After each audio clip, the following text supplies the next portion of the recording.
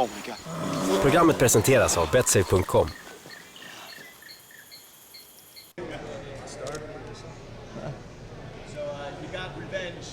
He had to knock out him tonight last time. You should have got him. You thought you should have got him, but now you're probably going to fight it tonight bonus anyway. How's it feel tonight? Feels good, man. I guess we'll probably both get fight of the night bonus. Takes two to do that, so lucky for him, he gets another bonus if we get it, of course.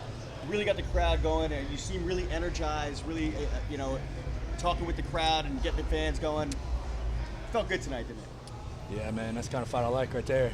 Man that'll fight you. And, I hit him hard. He didn't back down. He hit me hard. I didn't back down.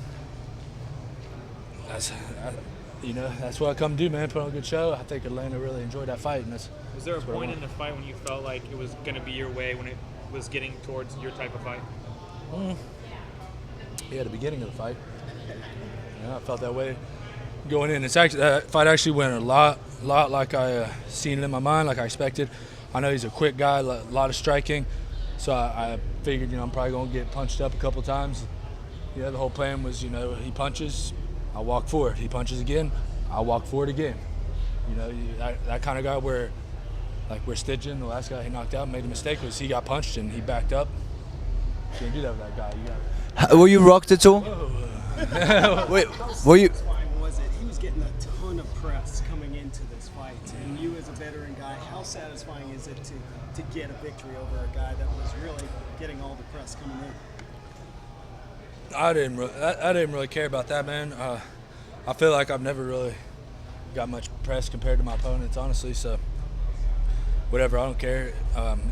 It feels good to put on a great show and hopefully get my first bonus in my 11th or 12th UFC fight. I feel like I've had a few good fights, a few good performances that were worthy. Hopefully, fingers crossed, Dana, if you're listening, please, my kids need that bonus. He landed some strikes on you. Were you rocked at all? Yeah, I think I was knocked out twice. Second round? Yeah, I remember one time I was completely flashed, completely knocked out. And I was, and I remember, because I was like, I must have turned my back to him when I was knocked out because, I woke up and, he's like over here. I was like, oh no, this is not a good place to be with him. So, yeah.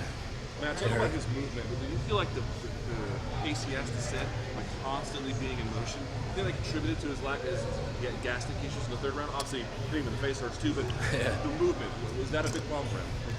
Honestly, he didn't move nearly as much as I thought he would.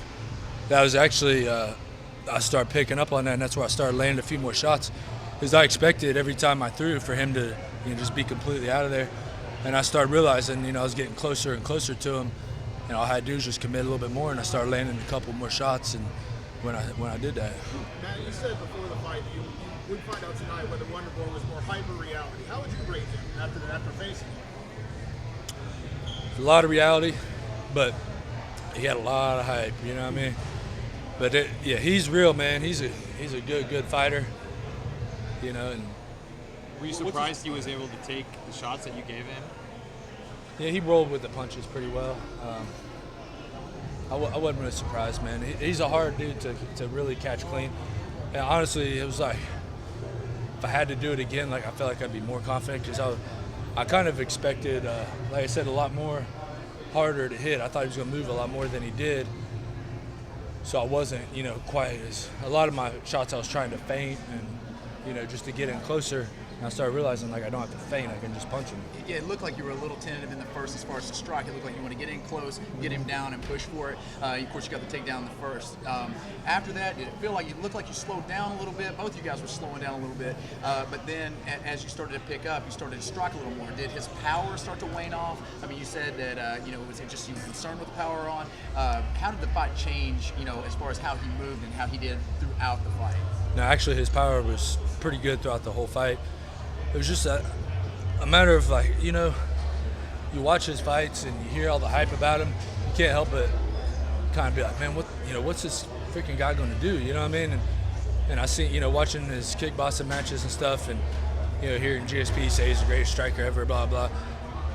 In my mind, I'm like, man, he's going to be spinning and jumping and Bruce Lee and Chuck Norrison and you know what I mean. And So I'm kind of like, okay, you know, what's this freaking guy gonna do? You know, and then finally I was like, it don't matter what he's gonna do. Still got to find a way to punch him. You think the early takedown kind of got him scared to throw those kicks that he got the last knockout with? I hope it did. I mean, that was kind of the goal. It wasn't so much like to take him down, hold him down the whole fight, because I thought he would actually be able to get up a little better. He did. I'm not actually that good. You know, I don't want to tell my future opponents, but whatever. You know, I'm not that great at holding him down, but you know, I can take him down a lot better than I can hold him down. But you know, the idea was, you know, for him to immediately not know if I'm going to be looking for a shot, takedown, or if I'm going to be trying to strike. And, you know, Talk about his ground game. Is it? If you had a belt in jiu-jitsu, what would it be? If you had to give him one, what would it be? I ain't got a belt in jiu-jitsu. I don't know. No, I got a blue belt, but I've had it for like 5 years. I don't really count it. But I don't know, man. You know, it's so hard to tell, you know, like, because a jiu-jitsu belt is like, you know, when you ain't getting punched in the face, you know. So I don't. Thank you, man. Congratulations.